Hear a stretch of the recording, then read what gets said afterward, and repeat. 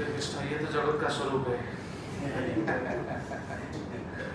जगत में सभी समय कुछ ना कुछ प्रॉब्लम चल रहा है, लेकिन भक्ति भी चलेगा, भक्ति के कार्य भी चलेगा।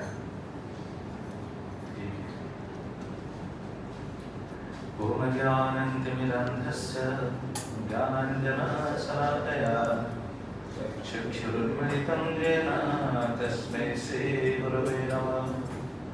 श्रीचैतन्यमनोभीष्टं स्थापितं येन भूतले स्वयं रूपं तदामयं ददाति स्वपदान्तिकं।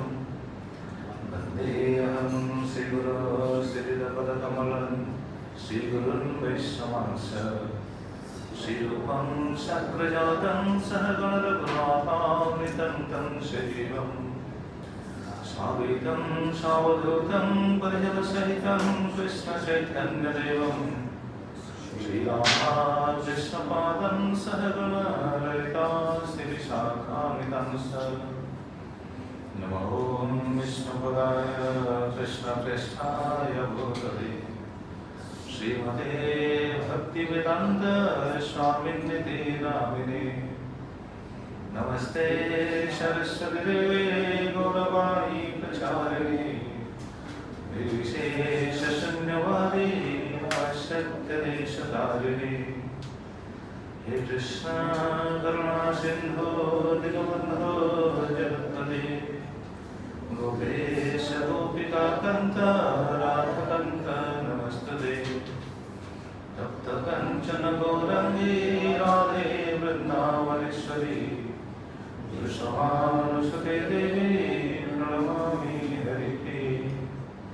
वंशाकल्पतरुभ्यश्च कृपा सिन्धुभ्यैव च पतितानां पावनेभ्यो वैष्णवेभ्यो नमो नमः। नमो महावदनाय कृष्णप्रेमप्रदायते कृष्ण चैतन्य नामे गौरद्विषे नमः। जय श्री कृष्ण चैतन्य प्रभु नित्यानंद श्री अद्वैत शिवासादि गौर भक्तवृंद। हरे कृष्ण कृष्ण कृष्ण हरे हरे, हरे राम राम राम हरे हरे। ओम नमो भगवते वासुदेवाय।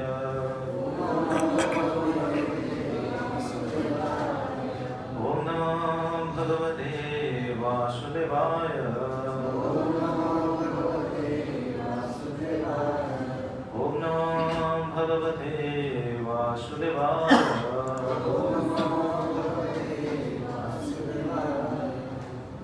हरे कृष्ण। सभी भक्तों को धन्यवाद देता हूँ। प्रभु श्री श्री गौरनिताई श्री श्री राधा गोपाल कृष्ण श्री श्री जगन्नाथ बलदेव सुब्रह्मण्य की महाकृपा से हम लोग धारावाहिक रूप से प्रभु श्री श्री जगन्नाथ बलदेव सुब्रह्मण्य के बारे में सुन रहे हैं। लेकिन आज का दिन तो भागवत कथा होने वाला है, आपसे मालूम होगा, पता है कि नहीं? आज का दिन भागवत कथा होने वाला था। क्या करेंगे? भागवत कथा भागवत के ऊपर प्रवचन करेंगे या फिर जगन्नाथ की कथा करेंगे? क्योंकि भागवत कथा बहुत दिन हो गया था, बंद था, इसलिए मुझे बोला गया था कि भागवत के बारे में कुछ कहने के लिए। धारावाहिक रूप से आपका भागवत जो चल रहा है, तो वो भागवत का कौन से दिन हो रहा है माता जी भागवत यहाँ? Only Friday. तो फ्राइडे को फ्राइडे भागवत होता है, लेकिन अभी तो लास्ट फ्राइडे शायद यहाँ जगन्नाथ कथा ही चल रहा था, इसलिए मुझे कुछ ड्यूटी बोले माता जी और प्रभु जी कुछ बोले कि भागवत कथा भी होना चाहिए। ठीक है, हम भागवत कथा करेंगे, भागवत पाठ करेंगे, बाद में जगन्नाथ की कथा कुछ करेंगे। ठीक है? हाँ जी, ठीक है। तो दोनों कथा होगा। ठीक है, ठीक है। Shrimad Bhagavatam 3rd canto chapter 26 text number 5। सभी भक्त मेरे साथ दोहराइएगा। श्लोक तो आपके पास है या नहीं?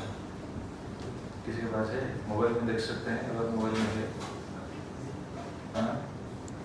किस किस के पास मोबाइल में है हाथ उठाइए। और आपके पास नहीं है ना? है? ठीक है, निकालिए। Third canto chapter 26 text number 5 इसके पास है, निकालिए और अपने आसपास बैठे हुए भक्तों को भी दिखाइए, क्योंकि बोलने के लिए आसान होगा। ठीक है, ठीक है, मेरे साथ दोहराइएगा। गुणैर्विचित्रा सृजतिं स्वरूपा प्रकृतिं प्रजा विलोक्य मुमुहे सत्यः सायः ज्ञानबोधया। गुणैर्विचित्रा सृजतिं स्वरूपः प्रकृतिं प्रजा विलोक्य मुमुहे सत्यः सायः ज्ञानबोधया। गुणैर्विचित्रा सृजतिं स्वरूपः प्रकृतिं प्रजा विलोक्य मुमुहे सत्यः सायः ज्ञानबोधया। कोई भक्त गुणैर्विचित्रा सृजतिं स्वरूपः प्रकृतिं प्रजा विलोक्य मुमुहे सत्यः सायः ज्ञानबोधया। और कोई रट सकता है? गुणैर्विचित्रा सृजतिं स्वरूपः प्रकृतिं प्रजा विलोक्य मुमुहे सत्यः सायः ज्ञानबोधया। और माता जी कोई?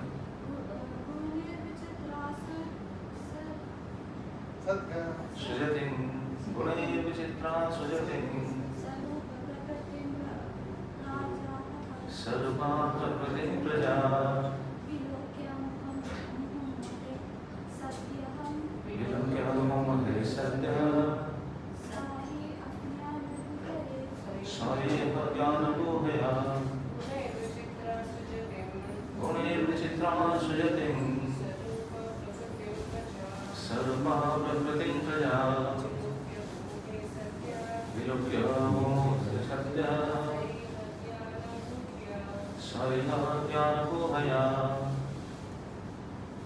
और कोई? गुणैर्विचित्रा सृजतिं स्वरूपः प्रकृतिं प्रजा विलोक्य मुमुहे सत्यः सायः ज्ञानबोधया। गुणैर्विचित्रा सृजतिं स्वरूपः प्रकृतिं प्रजा विलोक्य मुमुहे सत्यः सायः ज्ञानबोधया। गुणैर्विचित्रा सृजतिं स्वरूपः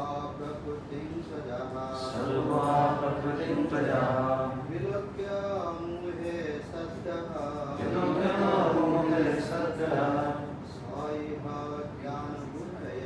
सायः ज्ञानबोधया। ठीक है, सावधान मेरे साथ सभी भक्त दोहराइएगा।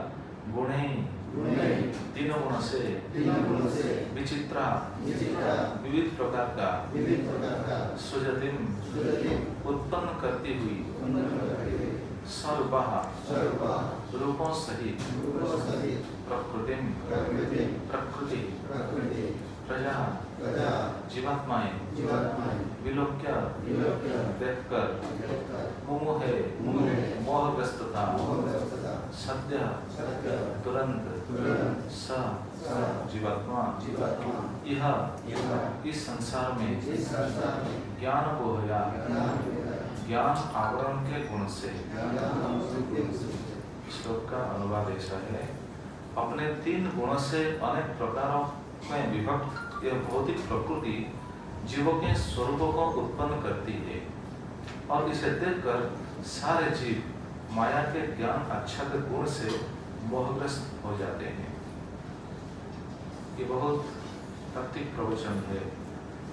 भगवान स्वयं कपिलदेव भगवान अपनी माँ देवहूति को ये बात बताते हैं।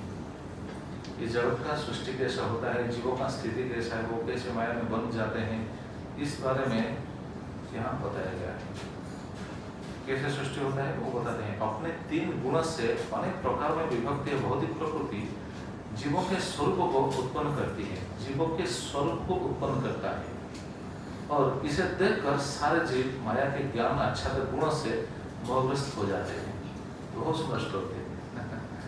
अच्छा, इसके तात्पर्य में श्रील प्रभुपाद क्या बताते हैं, ये तो बहुत बड़ा तात्पर्य है। आप देखेंगे तो पता चल जाएगा कितना बड़ा तात्पर्य, 2-3 पेज है। फिर हम कुछ तो पाठ करेंगे। श्रील प्रभुपाद बताते हैं, माया में ज्ञान को आच्छादित करने की शक्ति है, किंतु इस आवरण को भगवान पर लागू नहीं किया जा सकता। यह केवल प्रजा या भौतिक शरीर के साथ पैदा हुए हैं, अर्थात बद्ध जीवों पर ही लागू होता है। देखिए प्रभुपाद कैसे अति सरल भाषा में बताते हैं कि माया का पर्दा किसके ऊपर लगता है। हम बोलते हैं ना माया, हम माया में है। आज मैं सुबह वहाँ बोल रहा था, हम सोच रहे हैं हम माया में है, तो माया क्या है? या माया का पर्दा हमारे सामने ढक गया है, इसलिए हमको हमारा वास्तविक स्वरूप के बारे में पता नहीं चलता। ये माया का कार्य है।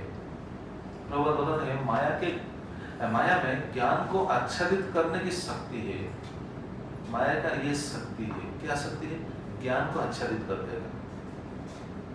लेकिन कोई सोच सकता है नहीं, हमारा तो ज्ञान है, हम तो बहुत पढ़ाई किए हैं, हम तो बहुत पढ़ाई करते हैं। नहीं, ये मटेरियल नॉलेज के लिए यहाँ कहा नहीं जाता। ज्ञान को आच्छादित कर देता है, मतलब कौन सा ज्ञान आच्छादित हो जाता है? स्पिरिचुअल नॉलेज, जो आध्यात्मिक ज्ञान है। जीव अपने जैसे प्रभुपाद बताते हैं, साइंस ऑफ सेल्फ रियलाइजेशन, आत्म साक्षात्कार का विज्ञान। ये जो ज्ञान, हम कौन है, हम कहाँ से आए हैं, जगत में सारी सृष्टि में बस 3 ही क्वेश्चन है, 3 ही प्रश्न है। जैसे सनातन गोस्वामी महापुरुष से पूछते हैं, हमें के क्या नाम आचार्य पत्र, हमें किए, हम कौन है, कहाँ से आए हैं, क्यों हमको यहाँ बहुत ताप, मतलब त्रिताप में हमको झेलना पड़ता है, हमको त्रिताप भोगना पड़ता है। इसके बारे में किसी को भी पता नहीं। ये माया का स्वरूप। माया क्या करता है? जीव के ऊपर एक पर्दा डाल देता है, उसको पता नहीं चलता। लेकिन हम सोचते हैं कि हम ज्ञान पाएंगे। देखिए प्रभुपाद के एक वाक्य पर प्रवचन हो सकता है। प्रभुपाद इतने क्या बोलते हैं, बिल्कुल सार वस्तु को दिए। देखिए वाक्य में क्या बताया गया है, प्रभुपाद क्या बताते हैं, माया में ज्ञान को आच्छादित करने की शक्ति है, किंतु इस आवरण या आच्छादन को भगवान पर लागू नहीं किया जा सकता। हम सबके ऊपर माया का प्रभाव है, लेकिन भगवान के ऊपर ये माया का प्रभाव कुछ नहीं है। क्यों नहीं है? कोई बता सकता? क्यों भगवान के ऊपर क्यों माया का प्रभाव नहीं है? अच्छा, और हाँ, क्योंकि भगवान, माया क्या है? माया भगवान की ही शक्ति है ना। तो हम माया बस है, वो मायाधीश है, नहीं? वो मायाधीश मतलब माया के वो मालिक है। माया भगवान से ही निकली, लेकिन हम सब माया के बस में है। तो माया हमारा ज्ञान को ढक लेता है, हमको पता नहीं चलने देता कि हम कौन है, हमारा स्वरूप क्या है।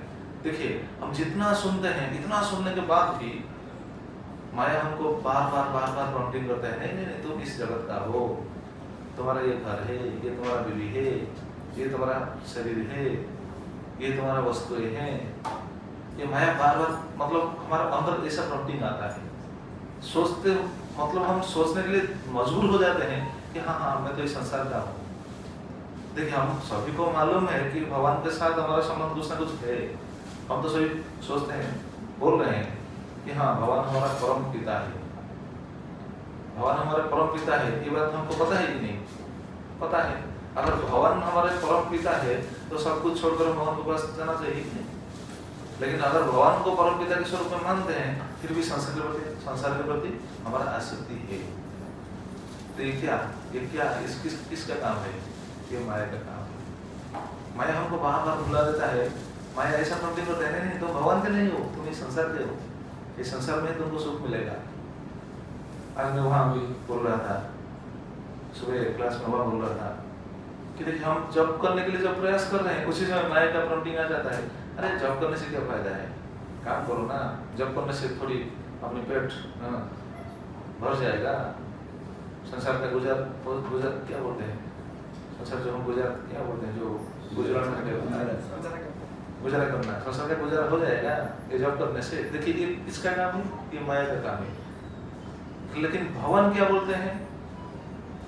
भगवान बोलते हैं जो भक्ति करेगा उनका रक्षण पोषण सब कौन करेगा? भगवान करेंगे। भगवान अपने मुंह से बताए हैं। किधर बताए हैं? भगवद गीता में बताए हैं। अगर कोई अनन्य भक्ति करेगा, मेरा अनन्य भक्ति में लग जाएगा, मैं उनका सब प्रकार के पोषण के भाग लूंगा। बताए नहीं? भगवद गीता पढ़े, भगवद गीता पढ़ने से आपको पता चल जाएगा। भगवद गीता में क्या बताते हैं? अन्य सिंधु नमः जेजना प्रत्युपासते, बाद में तेषां इत्यभिजुक्तानां योग क्षेम वहामि अहम। ये बात कौन बोल रहा है? ये भगवान स्वयं बोल रहे हैं। ये तो दूसरा कोई आदमी नहीं बोल रहा है। भगवान खुद बताते हैं, अगर आप अनन्य भक्ति में मेरे साथ जुड़ जाओगे, भक्ति करोगे, तो तुम्हारा जो भी आवश्यक वस्तु है, जो भी चीज तुमको जरूरत है, मैं ये सब खुद लाकर तुमको दूंगा। ये बोलने वाला भगवान है। देखिए और क्या बोलते हैं? जो वस्तु तुम्हारे पास है उसी वस्तु का भी रक्षण काम मैं करूंगा, मैं उसकी सुरक्षा का जिम्मा मैं लूंगा। कौन बोल रहे हैं? भगवान बोल रहे हैं। तो देखिए भगवान ये बात स्वयं अपने मुंह से बोलने के बाद भी जीव ये बात को नहीं पकड़ पाता। तो क्यों नहीं पकड़ पाता है? ये माया का काम है कि नहीं? भगवान खुद बोलते हैं, अपने मुंह से बोलते हैं, लेकिन माया क्या प्रॉम्प्टिंग करेगा? अरे हरे कृष्ण करने से क्या होगा, तुमको कौन खिलाएगा, कैसे तुम रोजगार करोगे, कैसे तुम अर्थ कैसे संचय कर पाओगे, कैसे बिगाड़ पाओगे, परिवार को कैसे मेंटेन करोगे। ये देखिए हरे कृष्ण करने से हो जाएगा। ये प्रॉम्प्टिंग किधर से आता है? अंदर से आता है। भक्ति करने से ये सब सुधर जाएगा। ये प्रॉम्प्टिंग कहाँ से आता है? अंदर से आता है। लेकिन भगवान खुद बोलते हैं, अगर कोई भक्ति करेगा तो उनका जिम्मा मैं लूंगा। तो देखिए क्या होता है? माया क्या करता है? हमारे ज्ञान को ढक लेता है। भगवान जो बताते हैं, ये सुनने के बावजूद भी हम ये बात पर हमारा विश्वास नहीं होता है। ये माया का काम है। प्रभुपाद बताते हैं माया मतलब क्या है मालूम है? प्रभुपाद क्या बताते हैं माया के बारे में? माया क्या है किसी को पता नहीं? प्रभुपाद क्या बताते हैं? अच्छा आप बताइए माया का मतलब क्या है? आपके दिमाग में क्या चल रहा है? माया का मतलब क्या है? माया मतलब हम क्या सोच सकते हैं? जो नहीं है अच्छा भ्रम है। हाँ ये ठीक है, भ्रम है। जो नहीं है इसको मतलब जो नहीं है इसको सही माना जाए, ये माया का काम है। प्रभुपाद भी ये बताते हैं।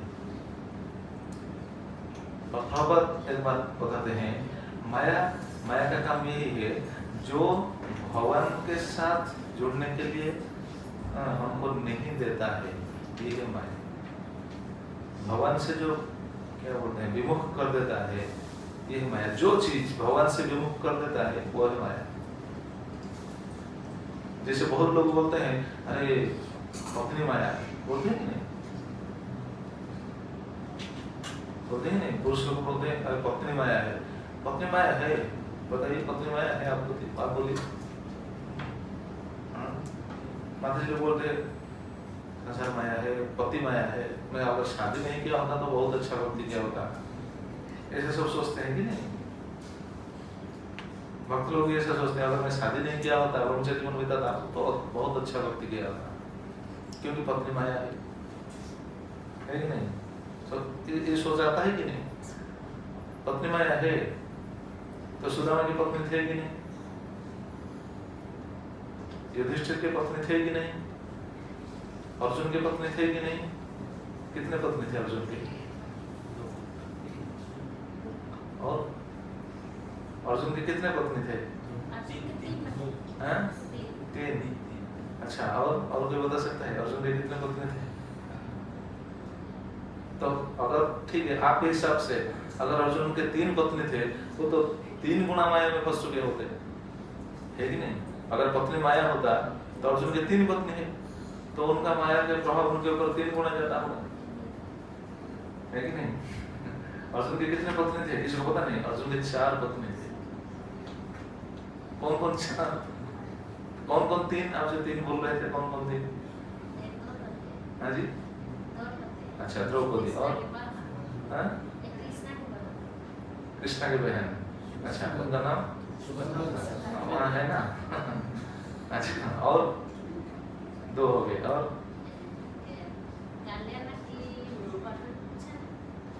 अच्छा, सोच में पड़ गए, ठीक है। अंदाज, हाँ जी, उनका नाम,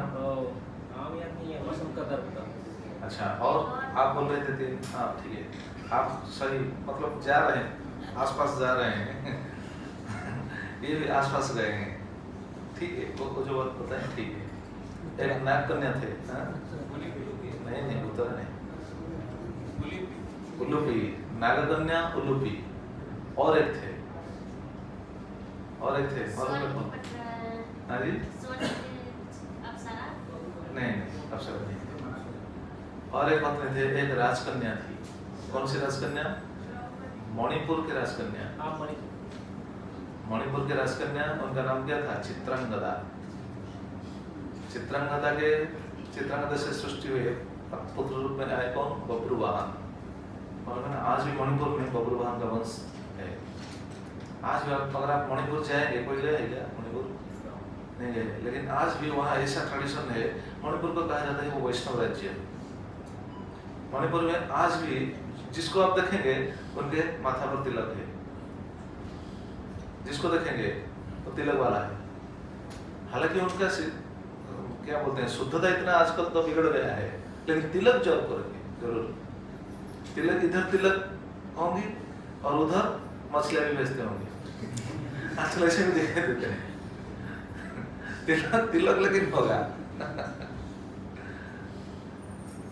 मैं गया था, जब गया था मैं देखकर हैरान हो गया। उनके देखिए, उनके सिनेमा स्टार जो है, उनके पोस्टर सब दीवार पे इधर उधर सब मारा गया था। तो वो पोस्टर में हम देखें, वो सिनेमा स्टार जो स्टार है, हीरो है, वो भी तिलक किया हुआ है।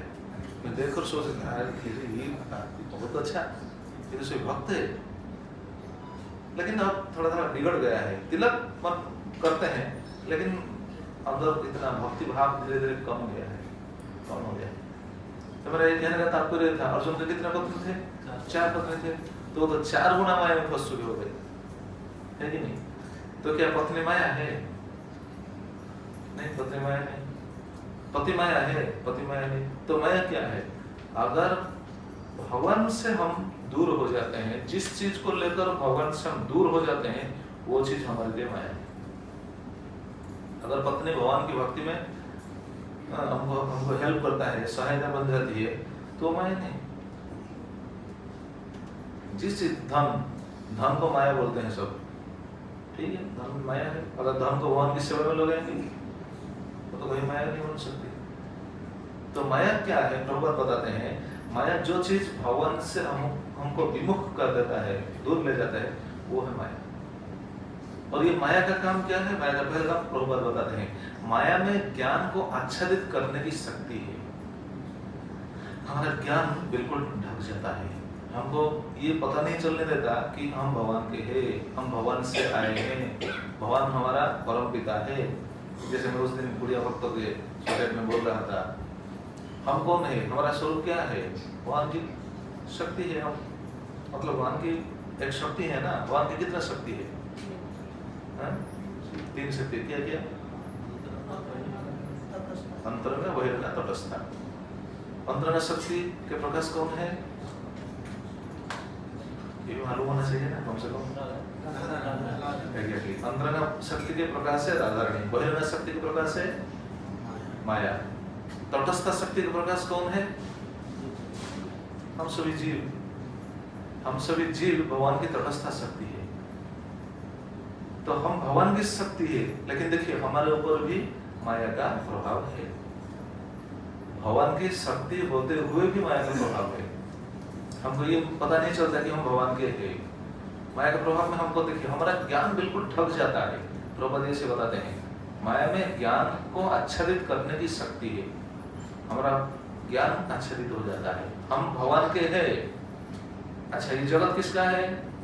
हमारा है। हम भगवान के हैं, जगत भगवान का है। भेजने वाला कौन है जगत को? हम अपने आप आए हैं। अगर किसके पास ये शक्ति होता, अपने आप इस जगत को आने की शक्ति होता, तो जगत में कोई भी गरीब नहीं होता, है कि नहीं? जगत में कोई भी मूर्ख नहीं होता, सब पंडित होकर आए होते, सब धनी घर में पैदा होते। किसी के पास ये शक्ति नहीं है। ये छूट किसको दिया नहीं गया है, सब माया का अधीन है। तो हम भगवान के हैं, जगत भगवान का है, भगवान के है। इस जगत को भेजने वाले भी भगवान है, लेकिन हम इधर आकर क्या करते हैं? किसका काम करते हैं? माया का काम नहीं, क्या किसका काम करते हैं? हम भगवान के हैं, जगत भगवान का है, भेजने वाले भी भगवान है। तो हमको इधर कौन भेजा? भगवान भेजा। लेकिन हम यहाँ आकर किसका काम करते हैं? अपना खुद का काम करते हैं, है कि नहीं? कोई वहां के लिए काम करता है?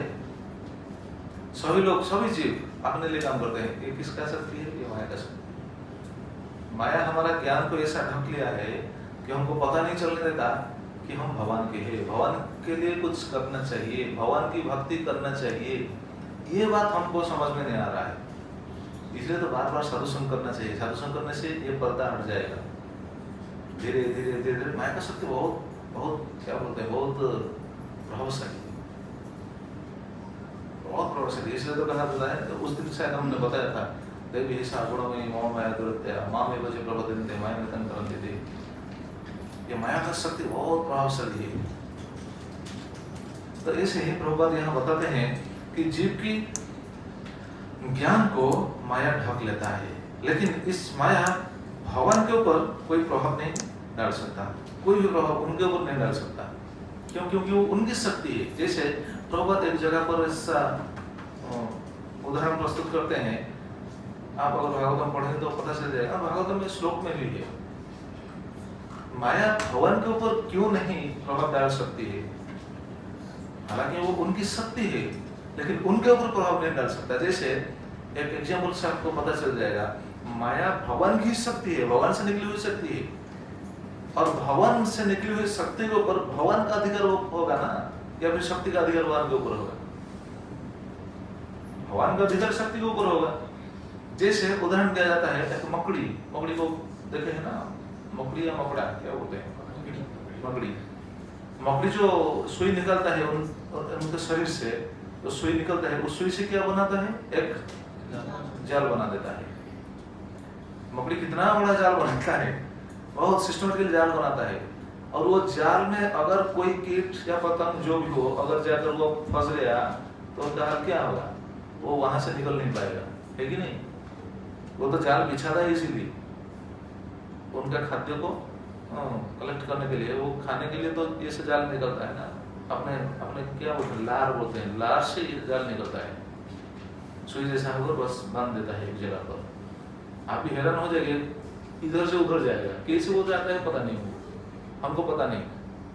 उनके पास भी देखिए भगवान कितना शक्ति दिए है, बिल्कुल शून्य स्थान पे वो जाल बिछाए दे। तो देखिए छोटा छोटा कीट अगर वहां फंस जाए तो वो फंस जाते हैं, उनका मृत्यु सुनिश्चित है। वो मकड़ी आकर उनको बाद में क्या करता है, देखिए कभी कभी देखें कोई क्या करता है, मकड़ी आकर उनको ढक लेता है, फिर लार निकाल कर वो ढक देता है।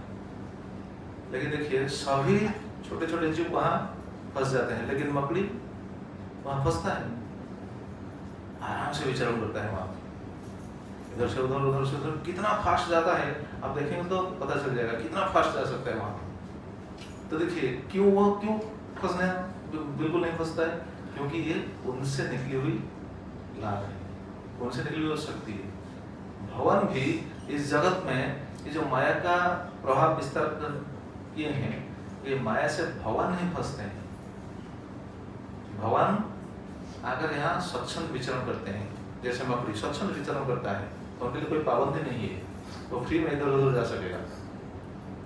उसी तरह इस जगत में जितना भी जीव है, हम सभी ऐसे माया के बंधन में है। और माया का दो स्वरूप है। माया का दो स्वरूप है। क्या क्या दो स्वरूप है? हाँ जी, अच्छा, माया का दो स्वरूप है, एक है महामाया, एक है योग माया। अच्छा, योग माया का काम क्या है? आध्यात्मिक जगत को चलाने वाली।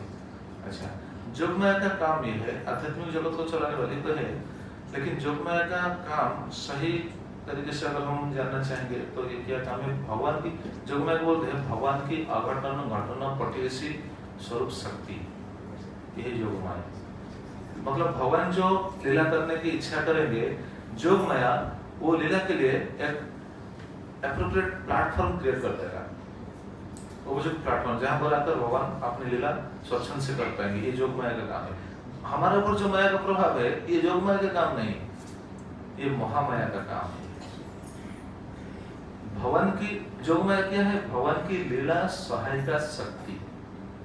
भगवान की लीला में वो सहायता जैसा काम करती है, सेवा करती है। जैसे एक लीला से पता चल जाएगा कि योग माया का काम कैसा है। देखिए, भगवान श्री कृष्ण कान्हा जब छोटे लड़के के रूप में लीला कर रहे थे, उसी समय एक दिन माँ यशोदा ने सोच लिया, अरे कान्हा इतना खाता है, देखिए कान्हा कितना खाते हैं, छोटे बच्चे होकर कितना खाते हैं, बहुत खाते हैं। क्या क्या खाते हैं कान्हा? पता नहीं किसको? माखन और माखन, दही, मिश्री और क्या? लड्डू और क्या? खीर और क्या? चीज और चीज बोलते हैं ना, हिंदी में क्या बोलते हैं? ना चीज, पनीर तो दूसरा है। चीज उड़िया में जो छेना बोलते हो, छेना, मलाई, छेना हिंदी में छेना का मतलब दूसरा है। छेना हिंदी में भी, अच्छा ठीक, तो छेना खाते हैं, तो बहुत चीज खाते हैं। अच्छा, आप सोचिए भगवान इतना खाते हैं, देखिए कितना बहुत सुंदर बात है। भगवान इतना खाते हैं, कभी लेटिन गए हैं?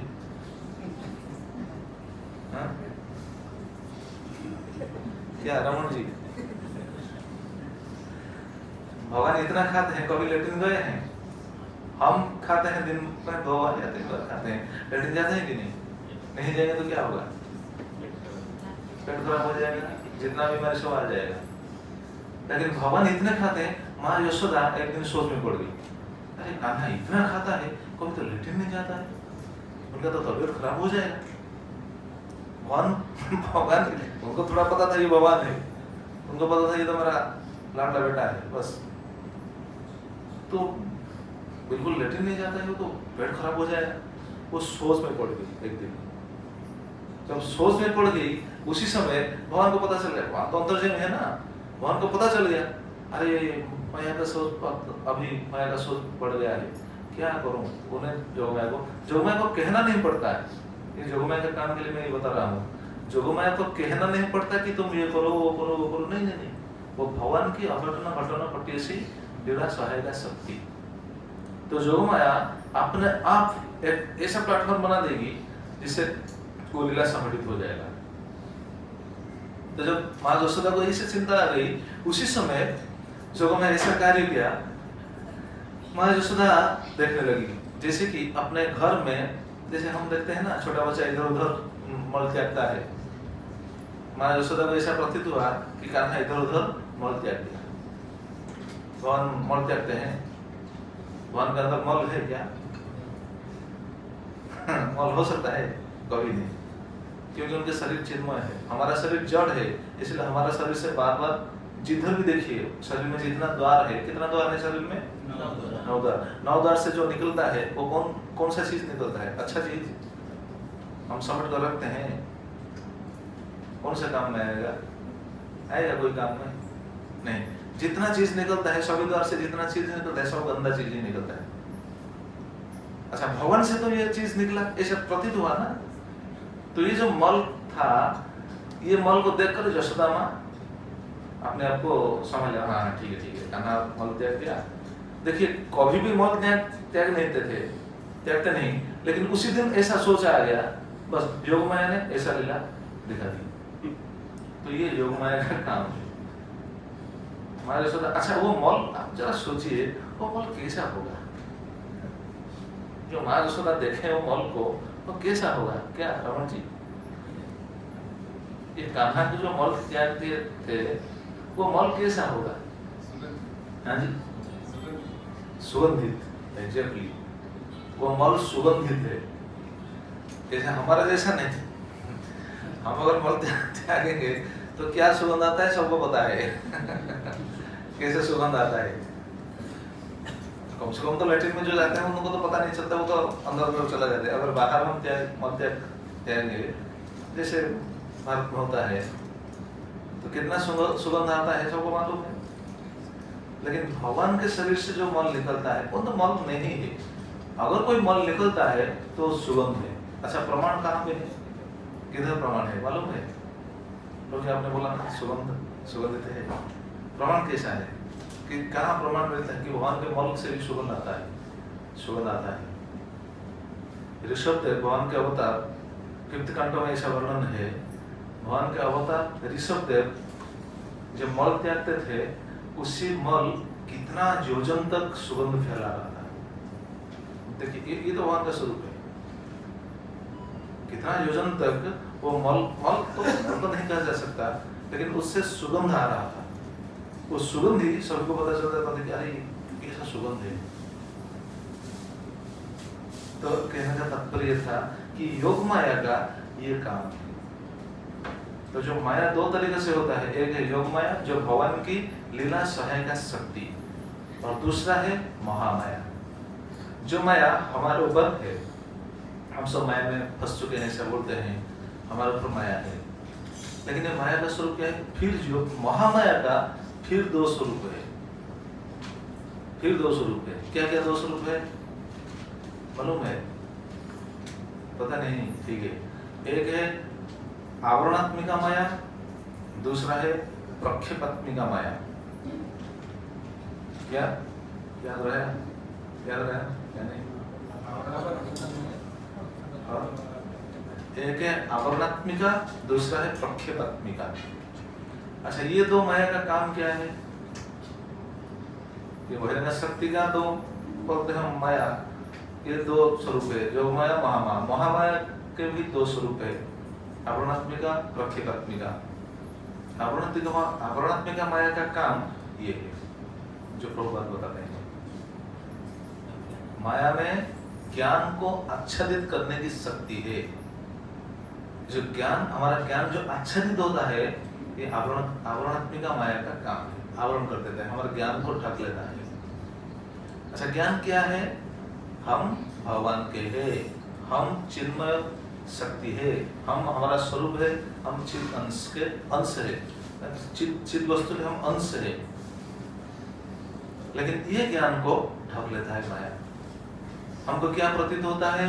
मैं अमुक हूँ, मेरा घर यहाँ है, ये मेरा पत्नी है, ये मेरा बेटा है, ये मेरा नौकरी है। देखिए हमारा ज्ञान ढक गया है, बिल्कुल पता नहीं चलता है। एक जगह पर एक राजा ने, देखिए ज्ञान कैसे ढक जाता है, हमको पता नहीं चलता।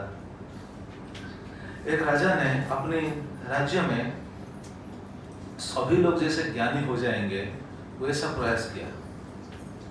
मतलब ज्ञान सभी लोग जैसे पाएंगे वैसा वो नियम लागू किया। बहुत क्या बोलते, जैसे हमारा उड़ीसा में भी ऐसा हुआ था बहुत दिन पहले।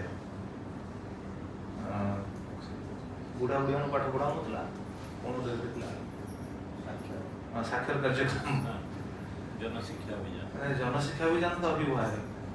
उस समय प्रौढ़ शिक्षा एक समय हुआ था उड़ीसा में। दूसरा स्टेट में है कि नहीं मुझे पता नहीं, लेकिन उड़ीसा में ऐसा हुआ था कुछ दिन पहले, कुछ साल पहले। हम जो छोटे थे उस समय प्रौढ़ शिक्षा मतलब वो क्या मालूम है, जितने से बूढ़ा बूढ़ी है उनको शिक्षा देने की प्रयास किया गया उस समय। तो ऐसा ही वो राज्य में राजा ने सभी लोग जैसे शिक्षित बन जाए उस प्रयास उन्होंने की। क्योंकि उनको पता था मैं कुछ दिन बाद शरीर छोड़ने वाला हूँ, वृद्ध हो गया हूँ, मेरा बेटा राजा बनेगा। अगर मेरा बेटा राजा बनेगा तो उनके लिए कोई परेशानी नहीं आएगी। राज्य में अगर सभी शिक्षित हो जाएंगे तो उनके लिए कोई परेशानी नहीं होगी। इसीलिए सभी लोगों को शिक्षित बनाने की वो एक योजना कार्य करेंगे। राज्य में बहुत क्या बोलते हैं, राजकोष होते हैं ना, खजाना से बहुत धन खर्च किया गया। बहुत धन खर्च करने के बाद बहुत दिन भी बीत गया।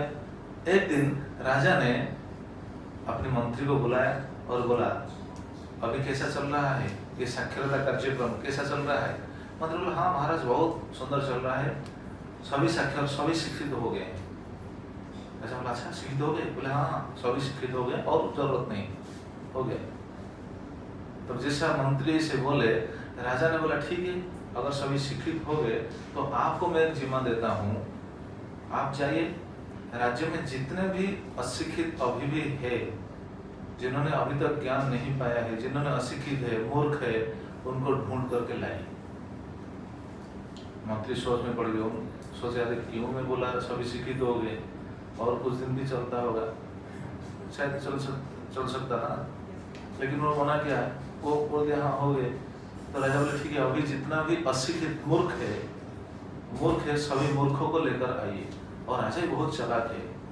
राजा बोला जो भी मूर्ख आप लाएंगे, जो मूर्ख को आप लाएंगे उनको एक स्वर्ण मोहर देकर ला। ये कार्य क्यों किया? जो मूर्ख है, मूर्ख को एक स्वर्ण मोहर देना और उनको लाकर आना। ये कार्य क्यों किए? ये कार्य इसलिए किए क्योंकि राजा बहुत चालाक है। स्वर्ण मोहर को देखकर कोई लोभी बनकर लालसा से ये मूर्ख का ढोंग करते हुए आएंगे। तो अगर ऐसा ढोंगी बोलते हैं ना, ढोंगी अगर ऐसा कुछ मिलेंगे उनको भी मैं सजा दूंगा। और सही में अगर मूर्ख है तो उनको बाद में मैं फिर उनके लिए कुछ कार्यक्रम करूंगा। तो राजा कैसा चालाक था देखिए। इसीलिए मंत्री को भेज दिया, और मंत्री को क्या आदेश दिया, आप मूर्ख ढूंढ कर लाइएगा। अगर और कितना दिन है? 7 दिन है। 7 दिन के अंदर अगर कोई मूर्ख नहीं मिला तो तुम्हारा गला कट जाएगा। आप अगर जाएंगे मूर्ख को ढूंढने के लिए, ढूंढ पाएंगे? ढूंढ कर लाइए जाकर बाहर जाएंगे, बाहर से जितना मूर्ख है आपको ढूंढ कर लाना है। कोई क्या पाएगा? हाथ उठाइए, कौन लाएगा? ये मंत्री के लिए ये बहुत बड़ा टैक्स हो गया, बहुत बड़ा समस्या खड़ा हो गया। मंत्री गए ढूंढने के लिए, लेकिन जिससे अच्छा कैसे आपको पता चलेगा ये मूर्ख है? कैसे पता चलेगा? किसी को कैसे पता चल सकता है? जो कृष्ण के बारे में नहीं जानता। हाँ जी, जो कृष्ण के बारे में नहीं जानता वो कैसे पता चलेगा? आपको थोड़ी वो बताएगा, हाँ मुझे मालूम है। हाँ जी, लिखित कैसे परीक्षा लेंगे? सभी जीवों का कैसे परीक्षा लेंगे राज्यों में? हाँ, उसके आचरण, उसके व्यवहार से पता चल जाएगा। जो उत्पटांग काम किया होता है, इधर उधर का जो हम घूमते फिर पता चल जाएगा। जो मूर्ख है उनका आचरण से पता चल जाएगा।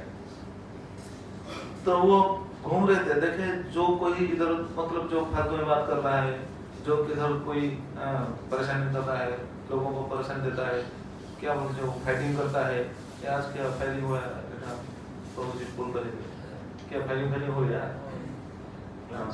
तो उनको क्या हम विद्वान बोलेंगे? जिन्होंने फायरिंग किया था, जो भी किया था, जो ऐसे संतरासवाद मचाते हैं, उनको क्या बोलेंगे? पंडित। हाँ, बहुत विद्वान है, बहुत अच्छा काम किया बोलेंगे? नहीं। तो जो उत्पटांग काम क्या कर रहा है उसको वो मंत्री ने बोला हाँ ये मूर्ख है, चलो इसको लेकर जाएंगे।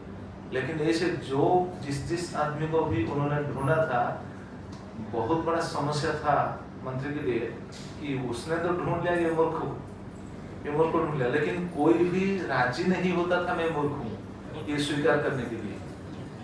कोई राजी होगा? आप जाइए ढूंढ कर लाइए। अगर आप कहेंगे भी किसको मूर्ख जैसा क्यों काम करते हो, वो क्या बोलेगा? हाँ तुम तो ज्ञानी हो, बस एक ही तुम ज्ञानी हो, मैं मूर्ख हो गया। देखिए सभी का एक ईगो है ना अंदर, कोई भी अपने आप को मूर्ख नहीं मानेगा। तो मंत्री के लिए बहुत बड़ा समस्या खड़ा हो गया। वो तो मूर्ख तो कोई नहीं माना, उल्टा क्या हुआ मालूम है? उल्टा मंत्री को मारने के लिए दौड़े कुछ हमको मूर्ख बता रहे हो। मंत्री का समस्या बढ़ गया, मंत्री अब सोच में पड़ गए, अभी मैं मूर्ख कैसे ढूंढूं? आप कैसे ढूंढेंगे? अभी ढूंढ पाएंगे? तो मंत्री का परेशान बढ़ गया। लेकिन दिन बढ़ता जा रहा है। उनको कितना दिन मिला था? 7 दिन। 1 दिन गया, 2 दिन गया, 3 दिन गया, कोई मूर्ख नहीं मिल रहा है अभी। तो ऐसे 7 दिन बीत गए। और 7 दिन जब बीत गया, उस समय वो जा रहे थे, वापस जा रहे थे राजा के पास। लेकिन उस समय एक साधु के साथ मुलाकात हो गया। जब साधु से मुलाकात हो गया, साधु देखकर उनको पता चल गया कि ये बहुत बड़ा टेंशन में है। क्यों? इंग्लिश में कहावत है ना, face is the index of mind. मन में क्या चल रहा है वो अपनी मुख में वो दिखाई देता है, मुख बता देता है। मन में हम चिंतित है कि प्रफुल्ल है, क्या है, मुख बता देगा। तो मंत्री को साधु को पता चल गया कि ये बहुत बड़े परेशानी टेंशन में है। और साधु को जब पता चला, साधु पूछे आप इतना क्यों टेंशन में है? क्या बात है बताइए, क्या टेंशन है, क्यों ऐसे क्यों प्रतीत हो रहा है आपके मुख से? तो मंत्री बोला, महाराज टेंशन क्यों नहीं होगा, क्योंकि मैं अभी जा रहा हूँ। किधर जा रहा हूँ? अपनी गला कटाने के लिए। मैं जाऊंगा, मेरा गला काटेंगे राजा, टेंशन नहीं होगा। साधु ऐसा जब सुने, बोले अच्छा आपका गला कट जाएगा, क्यों? तो सारी बात वो बता दी साधु को। जो बता दिए, साधु ने बोला ये इतना सा छोटी सी बात के लिए आप इतना टेंशन में हो, ये इतना बहुत बड़ा बात नहीं है। जितना ही बात हो, लेकिन साधु के लिए कुछ बड़ा बात नहीं है, बड़ा समस्या नहीं है। वो साधु बोले छोटा सा बात, छोटी सी बात के लिए आप इतना टेंशन में हो? ठीक है, आप एक काम कीजिए, आप जाइए राजा को बोल दीजिए कि मूर्ख मिल गया। तो बोला, मंत्री बोला कौन मूर्ख है? बोला जाओ बोल दो मैं मूर्ख हूं ना। कौन बोला? साधु बोला कि मैं मूर्ख हूं, जाकर राजा से बता दो, कम से कम अब बच जाएंगे। जब ये बात सुने, वो मंत्री के दिमाग में थोड़ा मतलब उनको थोड़ा आश्वासन मिल गया। वो सोचने लगे, अपने आप सोचने लगे, जो भी हो कम से कम मेरा गला अभी बच गया, मैं बच गया। बहुत प्रसन्न हो गया। प्रसन्न होकर अच्छा राजा का क्या कंडीशन था? जितने मूर्ख आप ढूंढ कर लाएंगे उनको क्या देंगे? क्या दोगे? स्वर्ण मुद्रा दोगे। तो वो स्वर्ण मुद्रा निकाल कर साधु को दिया। जब साधु को स्वर्ण मुद्रा दिया, साधु ने क्या किया? साधु बहुत चला गया। साधु स्वर्ण मुद्रा को देखे ऐसे फेंक, जैसे डस्टबिन को फेंकते हैं वैसे फेंक दिए। जब फेंक दिए, मंत्री को पता चल गया कि इससे बड़ा मूर्ख संसार में कोई नहीं हो सकता। क्योंकि स्वर्ण मुद्रा को कोई फेंकेगा? साधु को पता, मंत्री को पता चल गया हाँ इससे बड़ा मूर्ख कोई नहीं है। तो वो बहुत प्रसन्न होकर चला गया, राजा के पास चला गया। जाकर राजा को बिल्कुल प्रसन्न बदन में जाकर बिल्कुल बोल दिया, महाराज मूर्ख मिल गया, मूर्ख मिला। राज्य में सभी लोग पंडित थे, बस एक ही मूर्ख है। कौन सा मूर्ख? वो जो नाली कपड़ा पहनकर जो घूमता है ना इधर उधर, वो ही मूर्ख है। वो जो बाबा बोल रहा है, घूम रहा है, वही मूर्ख है। राजा फिर सोचे ठीक है, वो तो बाबा लोग है, साधु लोग है, वो ठीक है, वो मूर्ख हो सकते हैं, कोई बात नहीं। लेकिन वो राजा का सोच क्या था? राजा सोच लिए कि अगर मेरा पुत्र राजा बन जाएगा तो ये साधु के लिए कोई, साधु को लेकर कोई परेशानी उनको नहीं होगा, क्योंकि साधु का तो घर बार कुछ नहीं है और इधर उधर घूमने वाले हैं। वो मूर्ख क्या, वो छोड़ दीजिए। राजा आश्वस्त हो गए। बहुत दिन बीत गया और बाद में उनके बेटे का अभिषेक भी संपन्न हो गया। समय तो नहीं वेट करता है ना किसको, समय तो बीतता चला गया और राजा अब अब राजा कौन है? उनके बेटा राजा है ना। राजा अभी सजा सही है, रोग आ गया, मृत्यु की अवस्था आ गया, रोग आ गया, स्वयं में बिल्कुल लेटते हुए बस और कुछ नहीं, बस सिर्फ मृत्यु को वो इंतजार कर रहे थे और कुछ नहीं। तो उसी समय जो राजा था, उनका बेटा जो राजा था, वो जगत में एक बात फैला दी, ढिंढोरा पीट कर वो बता दिया, अगर कोई वैद्य आकर मेरे पिता का ट्रीटमेंट करके पिता को क्या बोलते हैं जो सही ट्रीटमेंट करके उनको सही सुस्त बना देंगे तो मैं उनको बहुत धन दूंगा। राजा के पास तो धन की कोई कमी नहीं था। तो जब ऐसा घोषणा कर दिया, सभी वैद्य आकर लग गए उनके ट्रीटमेंट करने के लिए। वैद्य लगने से क्या होगा? जो जिसके कर्म में है, फल में है, वो तो उनको भुगतना पड़ता है ना। और वो तो पार्थिव अवस्था, वो तो मृत्यु के पास ही है। अब तो कुछ दिन बाद वो मरने वाला है। जितने वैद्य आएंगे क्या उनको बचा पाएंगे? नहीं। उस दिन बोला था ना, आयु लिखा हुआ है कपाल में, ललाट में लिखा है। तो जितने वैद्य आए वो कुछ नहीं कर पाए। तो ये बात पता चल गया साधु को।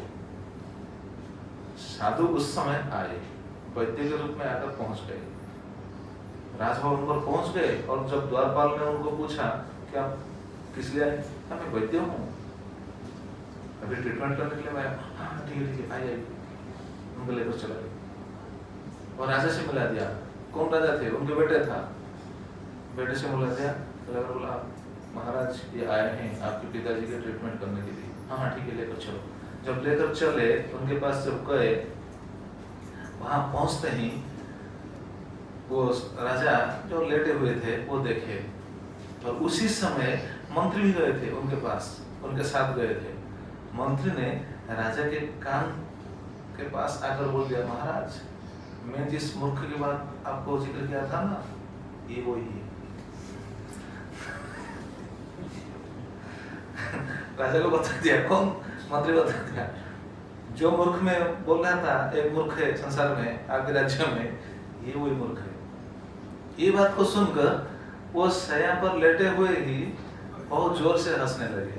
अरे ये मूर्ख आया है मेरा ट्रीटमेंट करने के लिए, ये मूर्ख आया है मेरा ट्रीटमेंट करने के लिए, बहुत जोर से हंसने लगे। जब हंसने लगे तो साधु को तो सब पता है। साधु बोले ठीक है आप हंस रहे हैं, ठीक है मुझे मालूम है आप क्यों हंस रहे हैं। क्यों हंस रहे हैं? इसीलिए ना कि मैं मूर्ख हूँ, आपका ट्रीटमेंट कैसे करूंगा। राजा और क्या बोले, कुछ नहीं बोल पाए। साधु को पता चल गया। साधु बोले ठीक है महाराज, बस वास्तविक है, वास्तविकता ये है कि मैं मूर्ख ही हूँ और आप विद्वान हैं। तो मूर्खता के कारण मैं कुछ क्या बोलते हैं सवाल में उलझ गया हूँ, उनका सही समाधान मुझे नहीं मिलता है। आप जरा बताइएगा ये सवाल का सॉल्यूशन क्या है, समाधान क्या है, आप जरा बताइए, बाद में मैं ट्रीटमेंट करूंगा। उस समय उन्होंने जब ये बात सुना, राजा बोले ठीक है क्या पूछना है पूछिए। तो उसी समय साधु ने पूछा राजा कि आपका स्वरूप क्या है, आप कौन है, आप कौन है। वो अब क्या बताएंगे, मैं राजा हूं बताएंगे, वो तो अभी राजा नहीं है, क्या बताएंगे। ये सोच में पड़ गई, मैं क्या बताऊंगा अभी उनको। कुछ सोच रहे थे, दूसरा प्रश्न आ गया, ठीक है आप कहां से आए हैं। फिर हैरान हो गए, फिर ऐसा सोच में पड़ रहे थे। उस समय तीसरा प्रश्न आ गया, आप किधर जाएंगे। तो बिल्कुल हैरान हो गए, बस सिर्फ देखते रह गए, क्या बोलूं मैं उनको। उसी समय साधु ने क्या मालूम है, वो जो स्वर्ण मोहर को फेंक दिया था, ये मंत्री के सामने फेंक दिया था, लेकिन जब मंत्री चले गए वो मोहर को फिर लाकर रख लिया अपने पास रख लिया था। अभी वो स्वर्ण मोहर को फिर निकाला साधु ने, स्वर्ण मोहर को निकाल कर राजा के हाथ में पकड़ा कर बंद करके बोला, महाराज आप जगत में ढूंढ रहे थे ना मूर्ख कौन है, आपसे बड़ा मूर्ख संसार में कोई नहीं। क्योंकि मेरा तो छोटा छोटा 3 प्रश्न का उत्तर आप नहीं दे पा रहे हैं, और संसार में ढूंढ रहे मूर्ख कौन है। है कि नहीं? तो इधर राजा कौन है? ये जो लीलाओं से जो हमको ये जो सीख मिला, यहाँ राजा कौन है? हाँ? यहाँ राजा हम है सभी लोग यहाँ राजा है, क्योंकि अपने आप को हम राजा समझते हैं ना। हाँ, मैं घर का मालिक हूँ, मैं ये हूँ, मैं वो हूँ, तो ये राजा का भाव है ना, ये भोगी भाव है। तो यहाँ राजा हर आदमी है, उनको पता नहीं चलता है राजा का काम क्या है? बस सबको ज्ञान दिलाने के लिए कोशिश करना, सभी को पंडित बनाऊंगा। हम भी ऐसा सोचते हैं। देखिए जगत में ऐसा स्थिति है, सब सोचते हैं क्या, मैं अपने आप को, मेरा स्थिति जो भी हो, लेकिन मेरा परिवार, सभी सुधर जाए, सभी अच्छा आदमी बने, है कि नहीं? सभी अच्छा आदमी बने, लेकिन मैं नहीं बनूंगा। देखिए जगत में कैसा स्थिति है, कैसा विचार है, मैं अच्छा आदमी नहीं बनूंगा, सभी लोग बन जाए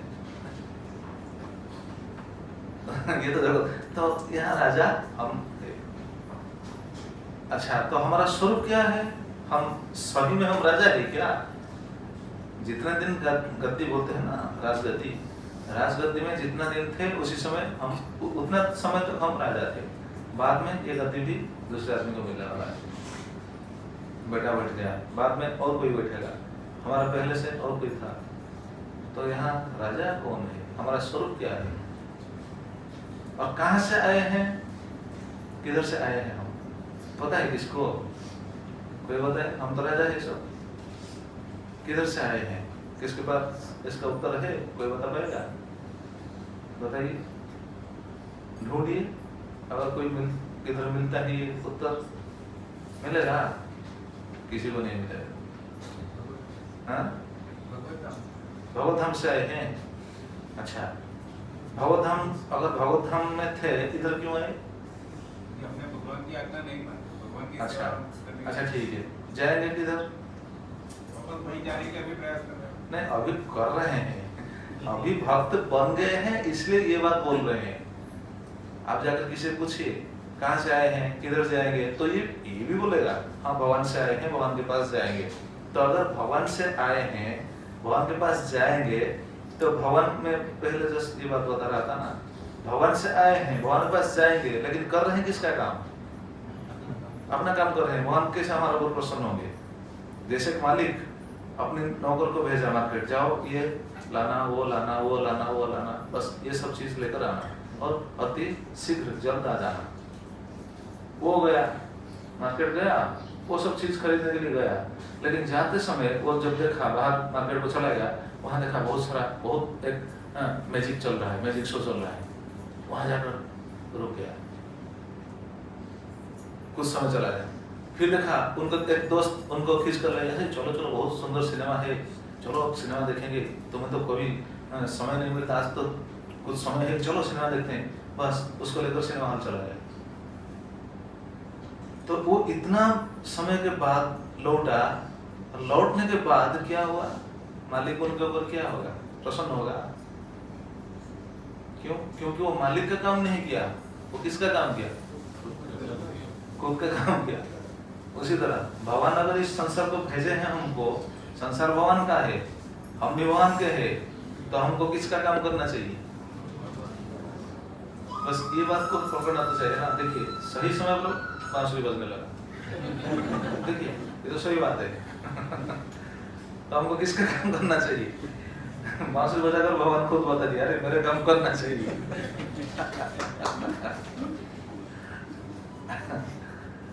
तो ये कहने का तात्पर्य था कि हमारा ज्ञान कैसे ढक जाता है। देखिए हम कौन है, किधर से आए हैं, किधर जाएंगे ये पता नहीं।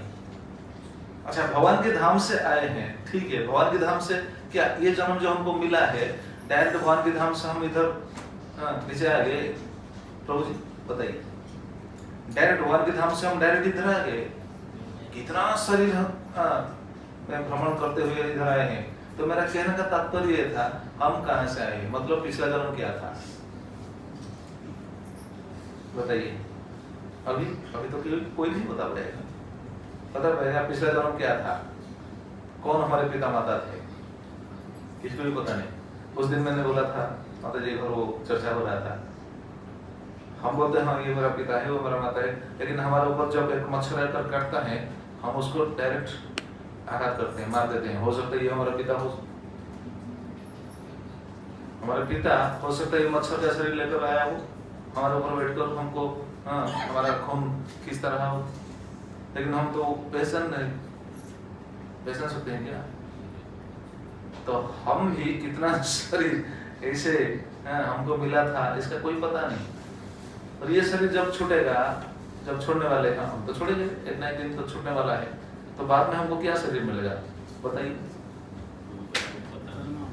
हाँ जी, मालूम है? हाँ जी, अपने कर्म अनुसार। लेकिन लोगों का सोच क्या मालूम है? ओडिशा में ऐसा लोग है, लोग बोलते हैं नहीं, अगर मनुष्य जन्म मिल गया तो बस बाद में मनुष्य जन्म ही मिलेगा। तो इतना मतलब इतना युक्ति करते हैं, इतना क्या बोलते हैं, आर्गुमेंट करते हैं, आपको बिल्कुल आपको हैरान कर देंगे। आप उनको कुछ बता नहीं पाएंगे, लेकिन उनके लिए भी है, मेडिसिन है, इसको प्रभुपाद दिया है। लोग ऐसा प्रश्न करते हैं, अरे जैसे हम आम का पेड़ लगाए हैं, आम के पेड़ से आम निकलता है या फिर खजूर निकलता है? आम के पेड़ से तो आम ही आता है ना।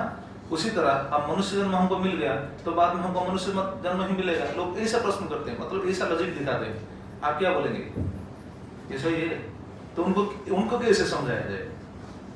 उनको कैसे समझाएंगे कि अगर आम का पेड़ लगाया गया है तो वहां तो आम ही निकलेगा ना, या फिर कटहल निकलेगा? नहीं हो सकता।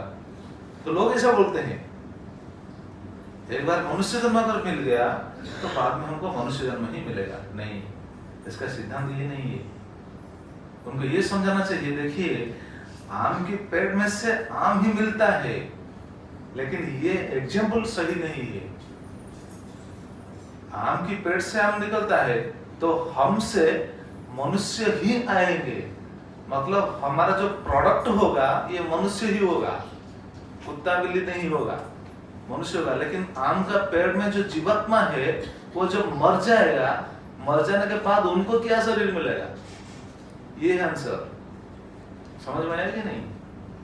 उनका प्रोडक्ट ये हो सकता है सेम थिंग, लेकिन जब वो शरीर छोड़ता है क्या शरीर उनको मिलता है? कोई गारंटी नहीं। भगवान तो लीला करके बता दी। भगवान के पुत्र, अभी जो हम बोल रहे थे ऋषभदेव के कितने पुत्र थे? 100 पुत्र। 100 पुत्र में से सबसे ज्येष्ठ बड़ा पुत्र, बड़ा लड़का कौन थे? भरत महाराज। भगवान के पुत्र भरत महाराज, फिर भी जब वो शरीर छोड़े उनको बाद में दूसरे लाइफ में उनको क्या शरीर मिला? हिरण, मृग शरीर मिल गया। भगवान तो खुद बताते हैं ना, जैसे आपने बताया, भगवान खुद बताते हैं अगर अंतिम समय में जब हम शरीर छोड़ने के लिए प्रयास चल रहा है समय, शरीर छूटने के समय अगर भगवान को याद करेंगे तो भगवान के पास जाएंगे। अंतकाल जमावे स्वर्ण मुक्ता करे परम जब प्रयाति समद्भाव जाति नास्त्यत्र संशय। अगर शरीर छूटने के समय भगवान को हम याद करते हुए शरीर को छोड़ेंगे तो भगवान के पास जाएंगे। उसी समय अर्जुन ने प्रश्न पूछ लिया भगवान से, प्रभु जी अगर आपको सोचेंगे तो आपके पास जाएंगे, अगर आपको सोच नहीं पाएंगे तो कौन सा शरीर मिलेगा? उसके बाद भगवान श्री कृष्ण स्वयं बताते हैं। उसके बाद का श्लोक क्या है, किसको मालूम है? क्या बताते हैं भगवान, मालूम है? यं यं पापी स्मरन् भावं त्यजन् दन्ते कलेवरं तं तं एवेति कौन्तेय सदा मद्भावो भावित। ना दूसरा लाइन भूल हो गया। यं यं पापी स्मरन् भावं त्यजन् दन्ते कलेवरं तं तं एवेति कौन्तेय सदा सदा तद्भाव भावित। जो चिंतन चल रहा है उनके मन में, बाद में वो शरीर मिलेगा। देखिए ये कहने का तात्पर्य क्या है? प्रभुपाद का बहुत बड़ा परपोर्ट है, बस एक लाइन को लेकर हम चर्चा कर रहे हैं कि माया हमारा ज्ञान को कैसे ढक लिया है, ये बात को लेकर हम चर्चा कर रहे हैं। परपोर्ट तो 2-3 पेज है। माया में ज्ञान को आच्छादित करने की शक्ति है, किंतु इस आवरण को भगवान पर लागू नहीं किया जा सकता। यह केवल प्रजा या भौतिक शरीर के साथ पैदा हुआ है, अर्थात बद्ध जीवों पर ही ये लागू होता है। प्रभात ये पर्पट का बस ये एक लाइन को लेकर हम चर्चा कर रहे हैं। तो जब ये शरीर छूटता है उस समय जो चिंतन होता है वो शरीर हमको मिलेगा। हम नहीं बोल सकते हैं कि नहीं हम वो शरीर पाएंगे वो शरीर पाएंगे, नहीं नहीं नहीं, चिंतन में जो होता है वो सब मिलेगा। अच्छा, चिंतन में क्या होता है? सही ज्ञान के स्तर पर हम रहकर भगवान को चिंतन करते हैं क्या? ये तो ज्ञान का चीज है ना। हमारा ज्ञान को माया ढक लेता है, माया ढक लेता है, इसलिए हमको उसी समय भी, लास्ट समय भी दूसरे वस्तु की चिंता आता है। हालांकि भगवान की चिंता करना ही चाहिए सभी समय, लेकिन लास्ट समय भी दूसरे वस्तु की चिंता ही आता है। ये किसका काम है? तो माया का काम है। क्यों? क्योंकि हम प्रयास नहीं करते हैं ना। प्रयास करना चाहिए। हम जो भक्ति करते हैं, भगवान के नाम लेते हैं, भक्ति करते हैं, क्यों करते हैं? भक्ति में तो आस्वादन हो गया, हम तो कुछ आस्वादन करेंगे, लेकिन लास्ट में जब ये शरीर छूटने वाला है उसी समय भगवान को स्मरण करते हुए ये शरीर छूटेगा। ये जीवन का सही फल है, मनुष्य जीवन का यही फल है। भागवत में ऐसा बहुत जगह पर बताया गया है। क्या एक श्लोक है, स्वधर्म परिनिष्ठया, पहले वो श्लोक क्या है? जन्म लाभ परम पुंसम अंते नारायण स्मृति। जन्म लाभ परम पुंसम अंते नारायण स्मृति। मनुष्य जीवन का यही लाभ है अगर अंतिम समय में नारायण को स्मरण करते हुए शरीर छोड़ेंगे। ये लाभ है। ये लाभ कब होगा? जब हम प्रयास करेंगे।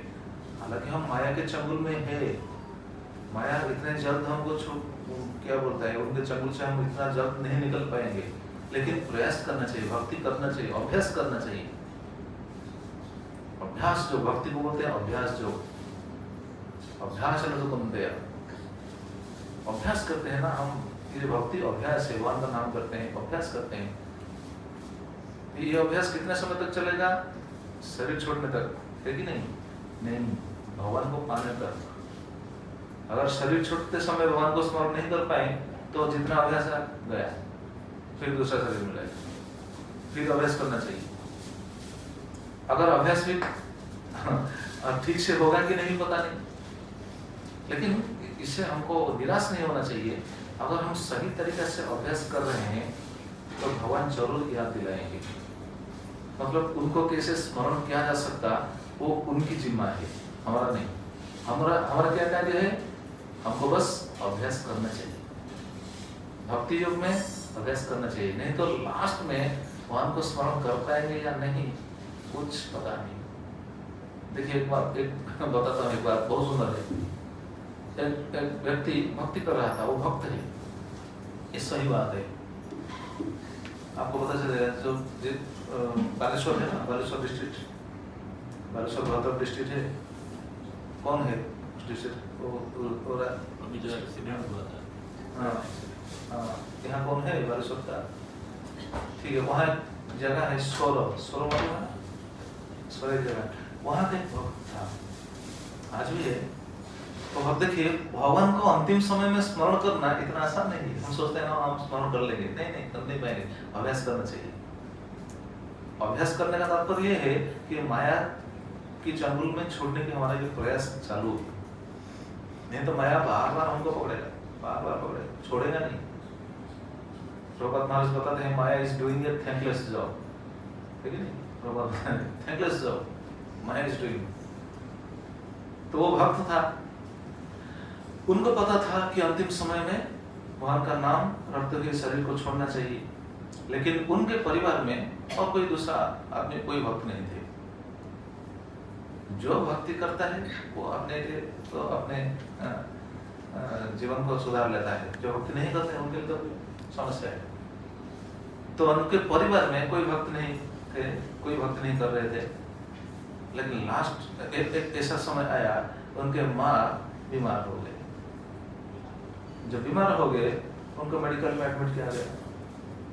मेडिकल में जब एडमिट किया गया, लास्ट में ऐसा स्थिति आ गया, डॉक्टर ने खुद बोल दिया कि देखो ये और अभी बचने वाले नहीं है, ये कम दिन के अंदर वो शरीर छोड़ देगी। जब ये बात पता चल गया, वो तो थोड़ा दुख प्रकाश क्या बोलते हैं उनको थोड़ा ग्लानि हुई। ठीक है, फिर भी वो भक्त था, इसलिए वो सोचा ठीक है, कम से कम माँ को भगवान के नाम उसी समय तो रखना चाहिए ना, अंतिम समय में। एतावान सांख्य योगाभ्याम स्वधर्म परिनिष्ठया आदाय। एतावान सांख्य योगाभ्याम स्वधर्म परिनिष्ठया। हम जितना कार्य करते हैं, जो भी करते हैं, वो कुछ भी काम का नहीं है, कोई काम का नहीं है। अगर अंतिम समय भगवान को स्मरण करते हैं तो जीवन सफल है, नहीं तो जो भी करते हैं ये सब इधर ही रहेगा, कुछ नहीं। स्वधर्म परिनिष्ठा, अपना स्वधर्म ही पालन कर सकते हैं हम, लेकिन अगर भक्ति नहीं करते हैं तो कोई काम का नहीं। अंत्य नारायण स्मृति, अंतिम समय में नारायण स्मरण आएगा। अगर नाम किए होते, भक्ति किए होते, भक्ति करेंगे, अभ्यास करेंगे, तो अंतिम समय नाम आएगा। इसीलिए वो जो भक्त वो सोच रहा था ठीक है, कम से कम माँ को भगवान का नाम रखना चाहिए, लेना चाहिए। इसलिए बाद में जाकर मेडिकल में पहुंचा और पहुंचकर अपनी माँ को बोला, माँ भगवान का नाम थोड़ा करो, थोड़ा भगवान का नाम करो ना। नाम करने से संसार में उधर था, वो माँ है विरक्ति हो गया, और कुछ काम नहीं, बस ये करो ये करो ये करो ये करो। तुम इतना दिन नाम किया है, क्या तुम्हारा क्या फायदा हुआ? तुम इतना दिन नाम किया है, मैं तो मेडिकल में हूँ। अरे वो नाम किया है तो मेडिकल में ही, इसका कनेक्शन क्या है? वो उनको बिल्कुल पसंद नहीं था, इसीलिए वो बता दे नहीं मैंने नाम करूंगी। तो बेटा आ गया, बोला अरे मैं उनको नाम करने के लिए बोल रहा हूँ, फिर वो नहीं समझ पा रही। ठीक है, वो दूसरा उपाय किया। भक्त बहुत चालाक होता है ना, भक्त बहुत चालाक। दूसरा उपाय क्या, बोला ठीक है देखेंगे कैसा नाम नहीं करेगा। ऐसा बोलकर एक दिन गया माँ के पास, जाकर एक फोटो लेकर माँ को दिखाया। फोटो देकर दिखाया, पूछा माँ जरा बताओ ये कौन है,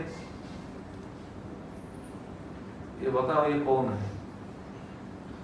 वो माँ देखकर फोटो को देखते रह गई और देखते देखते रह गई। बेटा पूछ रहा था, माँ बताओ ये कौन है, बताओ ना ये कौन है। वो माँ लास्ट में क्या बोली मालूम है? लास्ट में बोली ये है टीमा, ये है चुन्नी। टीमा चुन्नी बताया, उड़िया में ऐसा नाम देते हैं, ये टीमा ये चुन्नी। मतलब वो किसका फोटो दिखा रहा था मालूम है? वो फोटो दिखा रहा था राधा कृष्ण के। राधा कृष्ण के फोटो दिखा रहा था उनको, लेकिन वो पहचान लिया टीमा चुन्नी। देखिए वन का नाम उनका जीवा में नहीं आया। टीमा किसका नाम था? उनके बेटे का नाम, बेटे का नाम दिया है टीमा, और उनके बहू का नाम है चुन्नी। बहुत अच्छा नाम दिया है। और टीमा चुन्नी, बेटा बार बार पूछता रहा माँ ठीक से देखो ना ये कौन है। दिखा रहा है राधा कृष्ण का फोटो। राधा कृष्ण के फोटो देखते हुए भी वो पहचान नहीं पाया।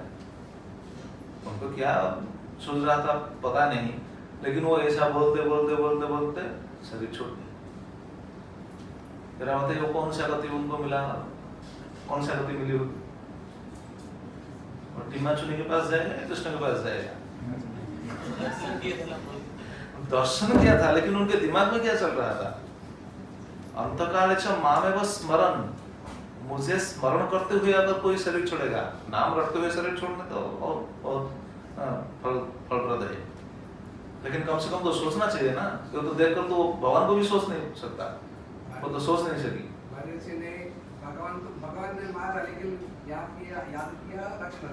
हाँ नहीं वो तो दूसरा, वो तो कारण दूसरा था, वो कारण दूसरा था। क्योंकि उनको भ्रम में डालने के लिए, सीता को भ्रम में डालने के लिए कारण था।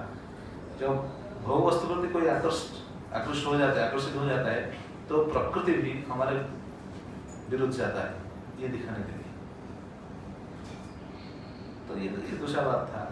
तो वो देखिए वो अंत में भी भगवान को स्मरण नहीं कर पाई। इसलिए देखिए हमारा सनातन धर्म में ऐसा सिद्धांत है, ऐसा आज भी करते हैं। अगर कोई मरने वाला है, लास्ट समय में वो क्या बोलते हैं स्ट्रगल कर रहा है, उसको क्या करते हैं? भागवत पढ़ा, उसके पास जाकर भागवत पढ़ते हैं। और क्या करते हैं? नाम सुनाते हैं। और क्या करते हैं? हाँ जी, तुलसी पेड़ा, हाँ, तुलसी रखते हैं। और क्या करते हैं?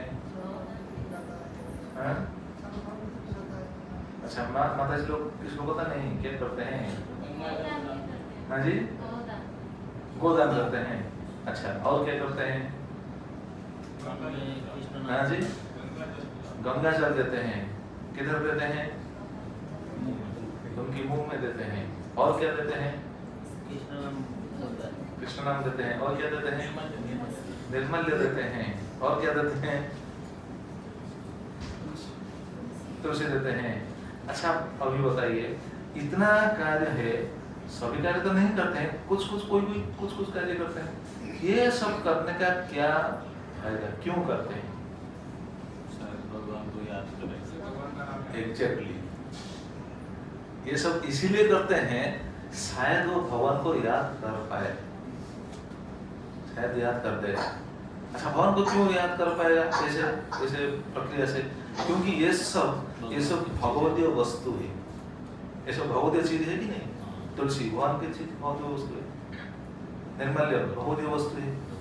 गीता भागवत ये सब भगवान की वस्तु है। गंगा जल ये भगवान की वस्तु है। गंगा जल तो भगवान की परोसने की।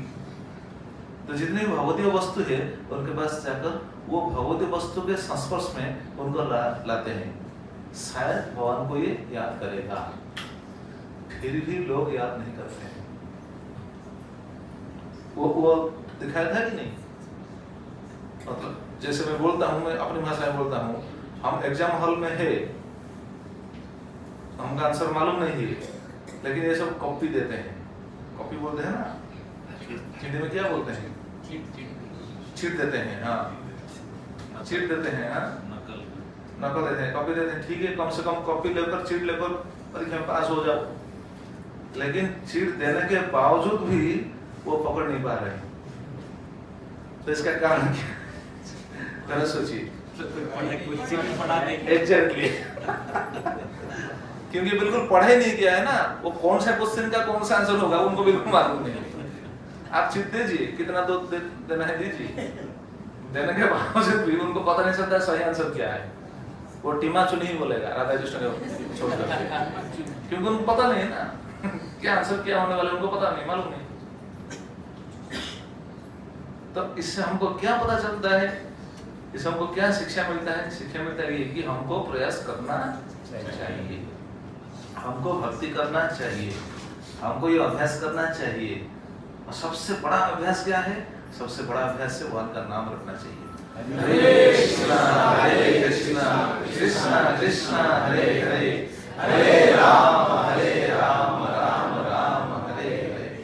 अगर भगवान का नाम हम लेंगे तो धीरे धीरे ये जो अभ्यास, ये अभ्यास में हम पक्को हो जाएंगे।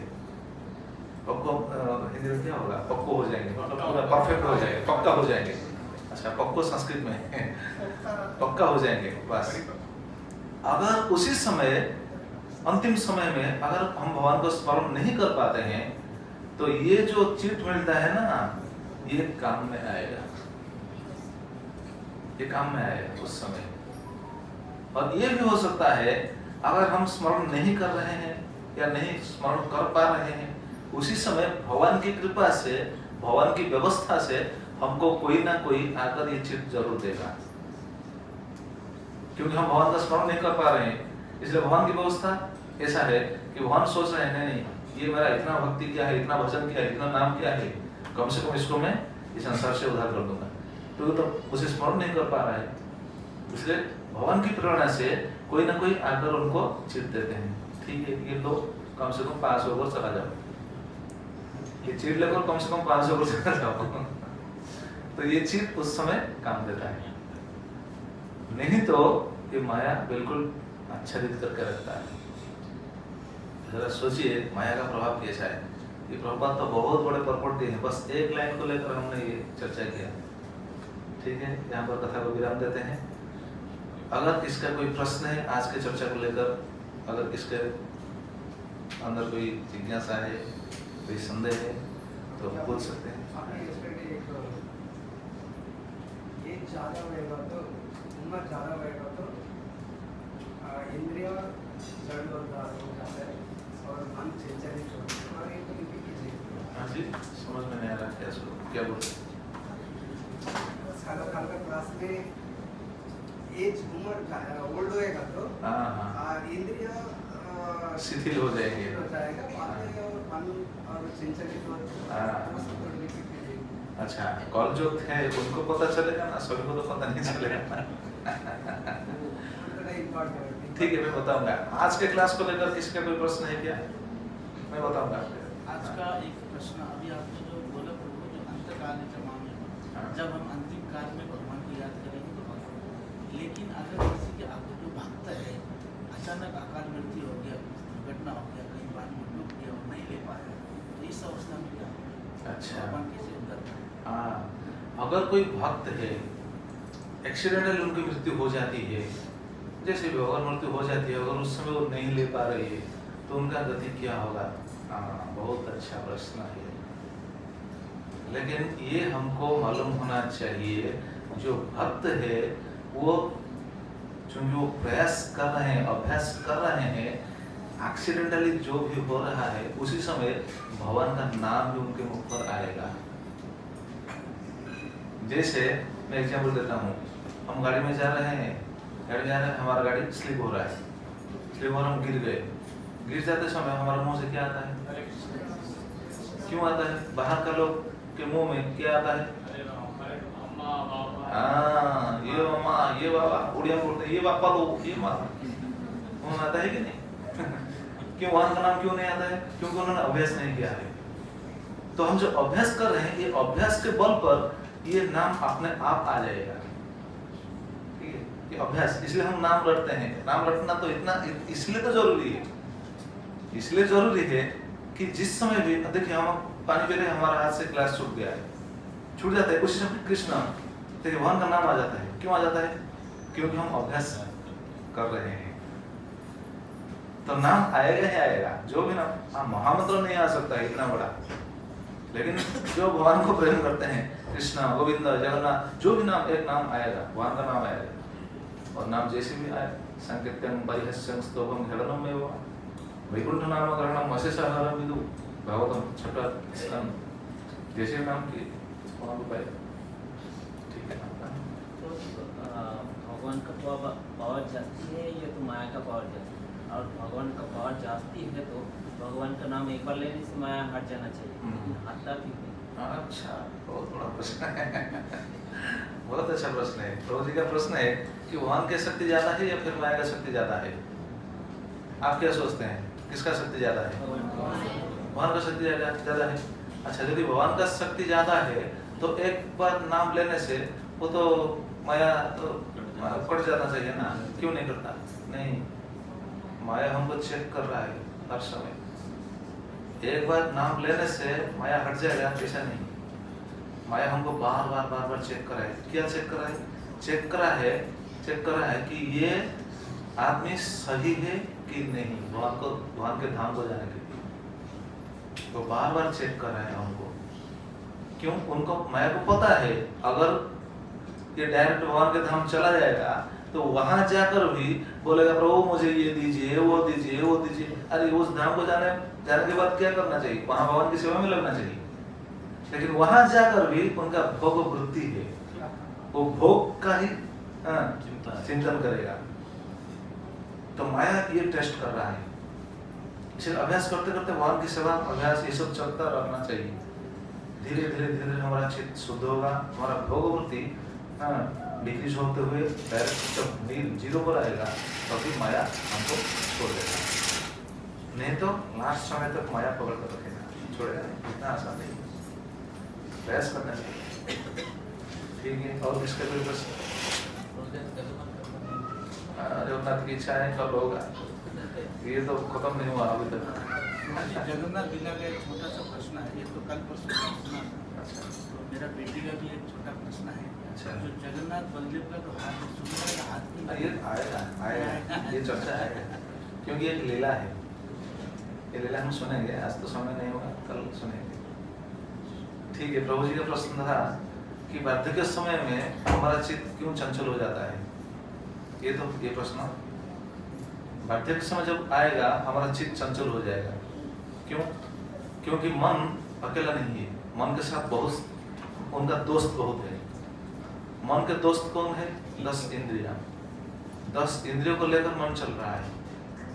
तो हम स्वयं अपने मुख से भी ये बात बताए हैं, इंद्रियाणि मनश्चस्मि, सभी इंद्रियों में से मैं मन हूँ। और बोलते हैं इंद्रियाणि प्राण्याहु इंद्रियभ्य परं मनः, इंद्रिय जितना इंद्रिय है इंद्रियों के बीच मन सबसे श्रेष्ठ है। मतलब मन सभी इंद्रियों को लेकर चलता है, मन भी एक इंद्रिय है। तो वार्धक्य अवस्था में जब हमारा सभी इंद्रिय शिथिल हो जाएंगे, उसी समय मन ज्यादा क्या बोलते हैं तीव्र हो जाएगा। क्योंकि सभी इंद्रियों का जो शक्ति है, उनका जो क्या बोलते हैं, उनको जो भोग करने की जो इच्छा था, जो था, वो सब तो घट गया है ना। इसलिए एक इंद्रिय सक्रिय हो जाता है, मन। इसलिए वार्धक्य अवस्था में भगवान का स्मरण करना, भगवान का भक्ति करना इतना आसान नहीं है। इसीलिए प्रहलाद महाराज बताते हैं कौमार आचरित प्रज्ञों। वार्धक्य अवस्था में भगवान का भजन करना मतलब मन को स्थिर करना इतना आसान नहीं है। मन को स्थिर करना इतना आसान नहीं, बहुत कष्ट है। जितना चिंता उसी समय, जितना सब चिंता आया मन को, संसार में जो जो हुआ था, हम जिस स्थिति को लेकर हम उस समय तक गए हैं, सभी चीज आँख पर आ जाएगा। जैसे सिनेमा में हम देखते हैं ना, एक सीन के बाद दूसरा सीन आता है, दूसरा सीन के बाद तीसरा सीन आता है। जीवन का सभी चीज, सभी घटना उस समय सब याद आएगा। भगवान का भजन करना इतना अनुकूल नहीं होगा उस समय। ठीक है, एक बेसिक क्वेश्चन है। हाँ। कुछ वक्त जो है कुछ पूजा चल रहा है या कथा चल रहा है भगवान का, बट उसमें भगवान के नाम महामंत्र करते रहते हैं, तो उनका ध्यान नहीं रहेगा अगर पूजा में या कथा में नहीं रहेगा, तो क्या वो सही है या वो करना चाहिए? ठीक है, बहुत अच्छा प्रश्न है। जब कथा चल रहा है उसी समय कोई भक्त भी नाम कर रहे हैं, ये सही है या गलत है? तो इसका सही उत्तर है, मैं अभी तक ये बताया नहीं, क्योंकि मैं देख रहा हूँ कम से कम तो नाम कर रहे हैं। जैसे हम उड़िया में एक कहावत है, नहीं मामू करूँ, हिंदी में क्या हो सकता है? सेमी। ये तो बंगाली में है। तो बिल्कुल नाम न करने से कम वैसा नाम करना सही है। लेकिन ये सुपरलेटिव नहीं है, या हम जो बोलते हैं ना सुपरलेटिव डिग्री, 3 डिग्री है, क्या 3 डिग्री बोलते हैं ना, गुड बेटर बेस्ट। तो जब बेस्ट वाला, ये बेस्ट नहीं है, गुड हो सकता है, बेटर नहीं, बेस्ट नहीं। क्योंकि हम जब नाम करते हैं, नाम करने से हमारा चित्त को हम कहाँ लगाते हैं? भगवान के नाम के ऊपर लगाते हैं। जब कथा सुनते समय जो नाम करते हैं, बस उंगली चलता है, जीवा चल सकता है, लेकिन हम सुन नहीं पाएंगे, क्योंकि हमारा कान दूसरी जगह पर है ना, कथा सुन रहा है ना। तो कान कथा सुन रहा है, लेकिन हाथ नाम कर रहा है। ये जो नाम कर रहा है, कुछ क्षति नहीं है, नुकसान नहीं, लेकिन इतना फायदा भी नहीं है। बिल्कुल न करने से वैसा करना चलता है, ठीक है। बिल्कुल नहीं करने से तो कम से कम कर रहा है, लेकिन ये श्रेष्ठ नहीं है। सही तरीके से नाम करने का मतलब ये है कि जब हम नाम करते हैं, उसी समय नाम को सुनना चाहिए। ये बात बताएं, मैं देखा बहुत ऐसे करते हैं, मैं देखा, ठीक है करने दीजिए, पहले बाद में बताएंगे, ऐसा सोचकर मैं बताया नहीं। अगर एक साथ सब कुछ बता देंगे तो जो भी नाम दो छोड़ देंगे। अरे बाबा इतना रिस्ट्रिक्शन नहीं करना चाहिए, छोड़ दो ये सब छोड़ देंगे, है कि नहीं, सब छोड़ देंगे। इसलिए ठीक है, कीजिए करना चाहिए, बाद में सब पता चल जाएगा कैसा करना चाहिए, क्या होना चाहिए। जैसे आज वहाँ भी एक प्रश्न आया था ऐसा कि हम शुद्ध आहार नहीं करते हैं, भोजन के ठीक नहीं है, हम नाम करेंगे कि नहीं? इसका सिद्धांत भी है, लेकिन पहले हम ये सब बताते नहीं। अगर पहले सब कुछ मालूम होगा, सुनेंगे तो बिल्कुल नाम नहीं करेंगे। ले बाबा जी इतना सारा नियम है, नहीं हम नहीं कर पाएंगे, छोड़ दो, ये ले जाओ बाबा, माला जी ले जाओ तुम्हारे पास रखो माला, कोई नहीं करेगा। तो करना चाहिए, पहले करना चाहिए, बहुत सारा स्टेप्स थे, लेकिन हम डायरेक्ट तो हायर लेवल को हम नहीं जा पाएंगे ना, धीरे धीरे जाना चाहिए। तो धीरे धीरे कैसे हम जाएंगे? जब हम उसके साथ संपर्क रखेंगे, धीरे धीरे भगवान ये बात हमको बताएंगे। ये बात मैं बार बार बता रहा हूँ, वहाँ भी बताया था। भगवान की व्यवस्था से आपको ये बात पता चल जाएगा क्या होना चाहिए, क्या होने वाला है, कैसे हम सीरियस हो पाएंगे। ये सब बात धीरे धीरे पता चलेगा। अपनी सीरियसनेस के ऊपर ये सब डिपेंड करता है। हम जितना सीरियस है, भगवान जी उतने ही शीघ्र हमको लेने की कोशिश करेंगे। ठीक है, और क्या, और कोई प्रश्न है? हरे कृष्णा। हाँ, अभी प्रभु जी के हाथ से सबको प्रसाद दे देगा। प्रभु लोग एक साइड से, माता जी लोग एक साइड से आइए। अच्छा ठीक है। जय ग्रंथराज श्रीमद् भागवत